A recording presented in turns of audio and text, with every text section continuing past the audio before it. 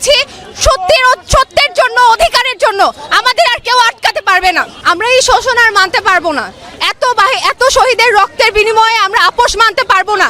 আমরা অনেক সময় দিয়েছি, কিন্তু আমাদের দাবি কখনো মানা হয়নি, এখন পর্যন্ত মানা হচ্ছে না। আজকে আমরা মাঠে নেমেছি সত্যের জন্য, অধিকারের জন্য। আমাদের আর কেউ আটকাতে পারবে না। আমরা অনেক সময় দিয়েছি, আমরা বলেছি আমাদের যে 9 দফা ছিল সেই দফাটা মানেনি। এখন আমাদের একটাই দফা, এক দাবি। আমাদের যে ভাই বোনেরা মরেছে তাদের বিচার চাই, তাদের যে হত্যা করা হয়েছে বিচার চাই। আবার সবসময় বলা হচ্ছে যে এগুলো হচ্ছে ছাত্র জনতা সহিংসতা করতেছে। ছাত্র কখনোই সহিংসতা করতেছে না, আপনারা ভিডিও দেখতেছেন, সব সময় দেখা যাচ্ছে। তাই সঠিক বিচার চাই। আমাদের একটাই কথা যে লাশের ভিতর জীবন দে, নইলে গদি ছাইরা দে, একটাই কথা আমাদের। আমরা এতদিন 9 দফার দাবি করেছি, আজকে আমরা সোজা 1 দফার দাবি করব। যেই কান্ট্রি কোনো প্রাইম মিনিস্টার মেইনটেইন করতে পারে না, সেই কান্ট্রি এই কান্ট্রির মেইনটেইন করার রাইটস রাখে না। কেউই আমরা নিরাপদ না। এটা সংস্কার চাই আমাদের নিরাপত্তা চাই, আমাদের দাবি মানতে হবে।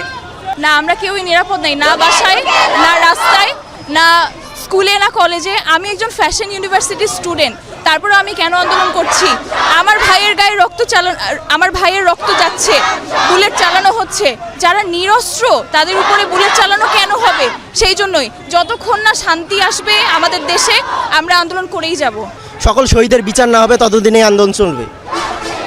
আর কি এখন এই মুহূর্তে আপনারা কি ধরনের নিরাপত্তাহীনতা, ছাত্র সমাজ কখনো নিরাপত্তার কথা চিন্তা করে না। নিরাপত্তার কথা চিন্তা করলে 1952 সাল আসতো না, 1969-এর গণ অভ্যুত্থান হতো না।